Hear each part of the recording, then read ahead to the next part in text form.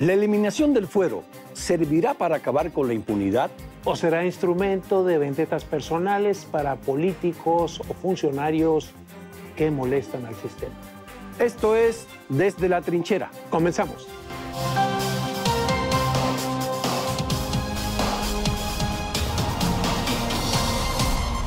Hoy en Desde la Trinchera, mi socio Rubén Cortés y un servidor vamos a hablar de una ley que se acaba de aprobar en la Cámara de Diputados. Nos referimos al fuero constitucional que tienen los servidores públicos, representantes populares, que en algún momento se justificó, pero que ha servido, usted lo sabe, a delincuentes para evadir la justicia.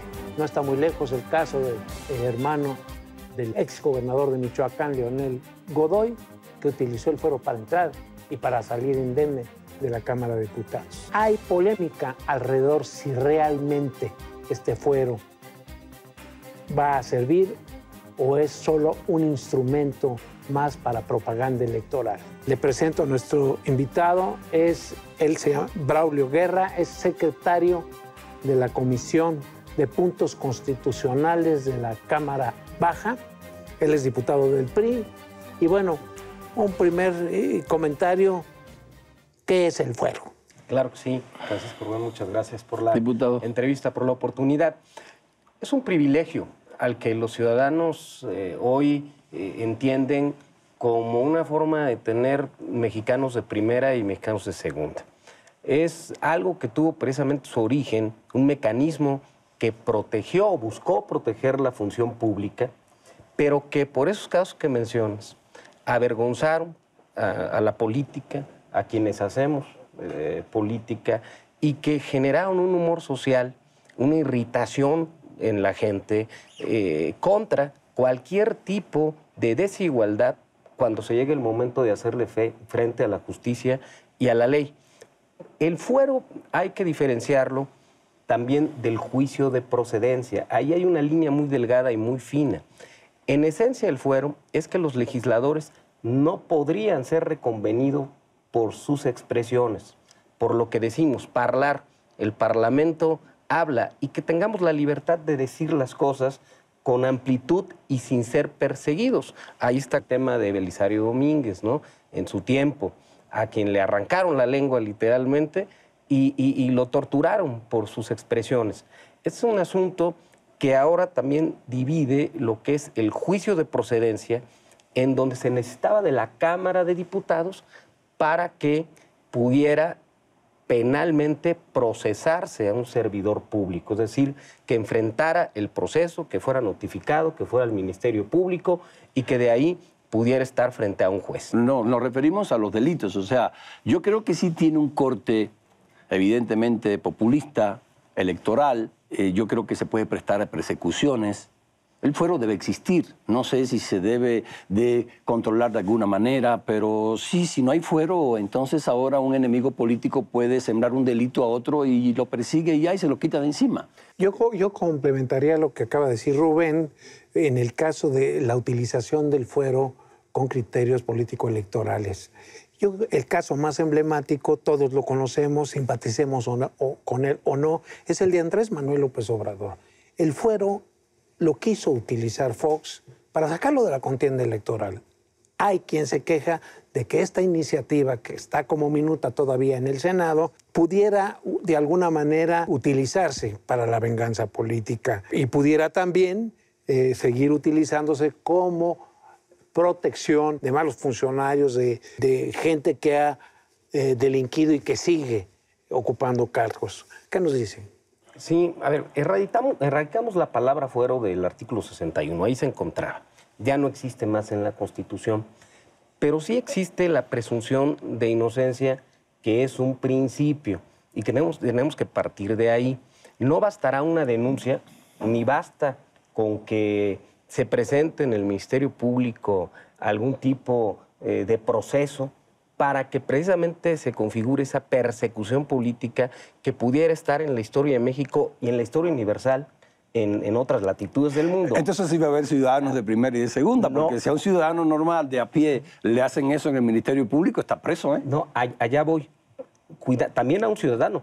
El ciudadano tiene el juicio de amparo también para poder concurrir a un juez de distrito y bajo la presunción de inocencia también poderle hacer frente a un proceso penal no privado de su libertad.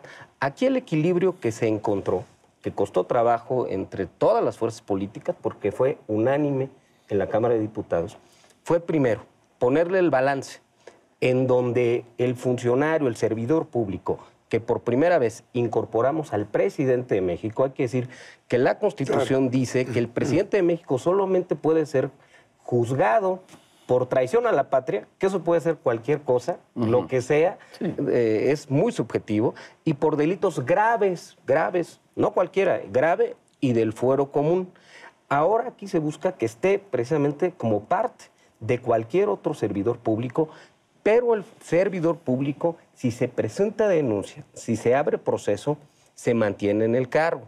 Es como si te mantienes tú en tu cargo en la iniciativa privada. Es decir, no existe una persecución en función de que te separen del cargo hasta que exista una resolución, una sentencia que declare tu culpabilidad. En el momento que hay sentencia condenatoria, entonces ya todos estamos seguros de que hay una responsabilidad penal y que le tienes que hacer frente a la justicia. Aquí, si me permiten la expresión académica, Robert Dahl dice mucho en cuanto a los decisores gubernamentales. ¿Qué tiene que hacer el decisor? Escuchar al pueblo, decidir lo que el pueblo quiere. Pueblo, esa palabra me da pánico. Yo sé que es el pueblo. El pueblo de México. Pueblo. Bueno, el pueblo de México pues, es nuestra nación. Son los sentimientos de los que hablaba Morelos, precisamente. Esos sentimientos hoy están muy arraigados en la ciudadanía y no quieren privilegios. No los quieren. ¿Y qué hacer con la técnica jurídica, con los instrumentos, con el conocimiento político, académico, científico, para estructurar una reforma que permita proteger la función? Porque dice el texto constitucional, se protege el voto de los legisladores y la función también.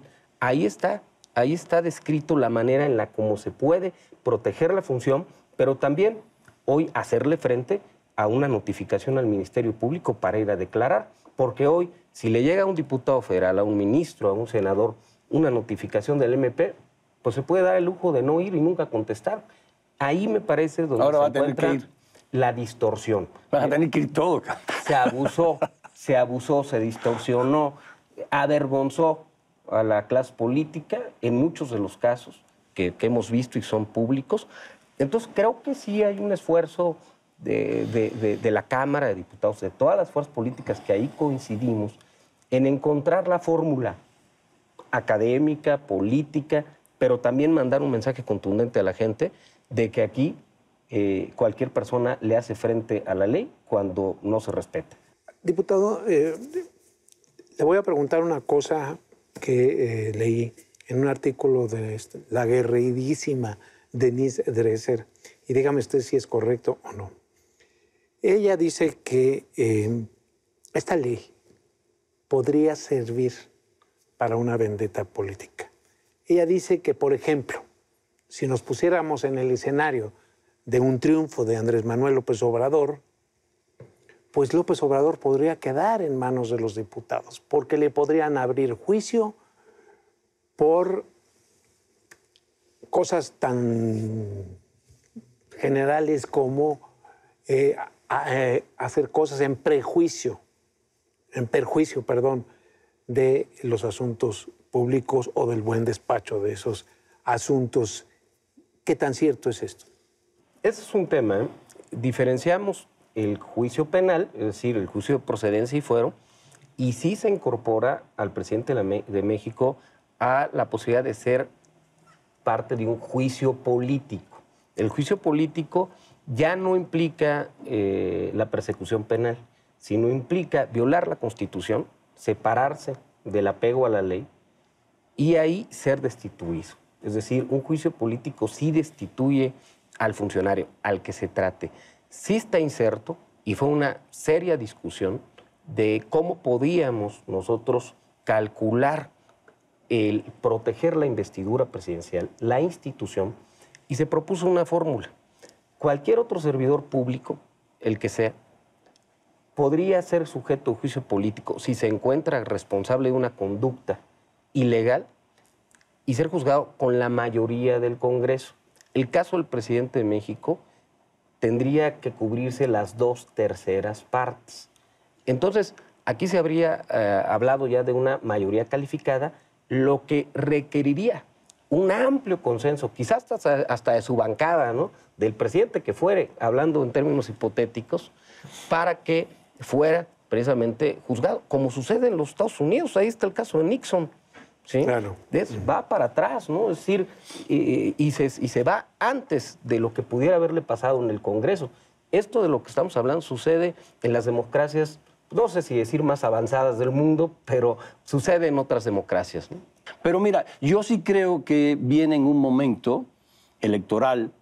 Es una ley que yo creo que sí puede ser interesante, yo creo que mucha gente la quiere, sobre todo en estos tiempos que todo lo que sea política la gente lo detesta, esta democracia de las masas que se quiere hacer, que le llaman pueblo. Entonces el pueblo es, bueno, en Cuba, por ejemplo, la Constitución dice que manda el pueblo y hace 60 años que manda una sola persona. Entonces, así que eso de pueblo, siempre me pongo la mano en la boca y la otra en la billetera y salgo huyendo, ¿no? Entonces, el problema es que sí tiene un corte electoral, se nota o no, socio, un corte, incluso yo diría que es... Ya la llaman la ley Meade. De ahí, pues, como que el PRI se la está...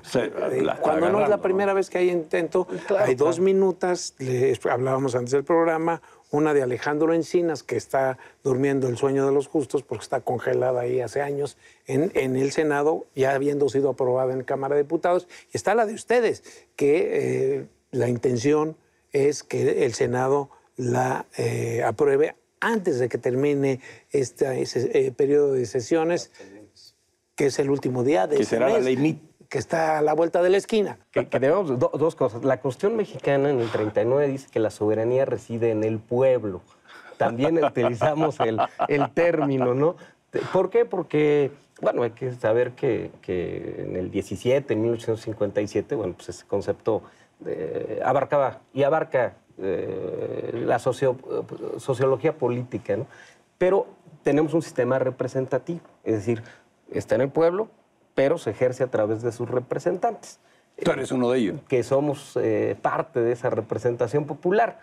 El ADN de esta, ahora sí que hablando de esta casa, el ADN de la ley Meade, de la ley, está en su genética. No lo dice, diputado. En el pueblo de México. Es tu gallo, o sea, es la ley Meade, ¿no? Es que sí, vamos a redondear la idea. Nada más la decimos nosotros. Vamos a redondear la idea. Conste que ustedes empezaron.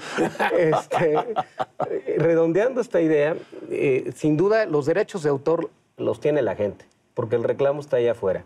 A nosotros sí, y aquí ya me pongo la camiseta, como miembro del grupo parlamentario del PRI, sí nos inspiró y sí nos generó un atractivo que nuestro candidato José Antonio Meade se pronunciara en aras de que en el futuro fuera el primer presidente sin fuero. Su pronunciamiento nos echó para adelante. Dijimos nosotros, órale, va.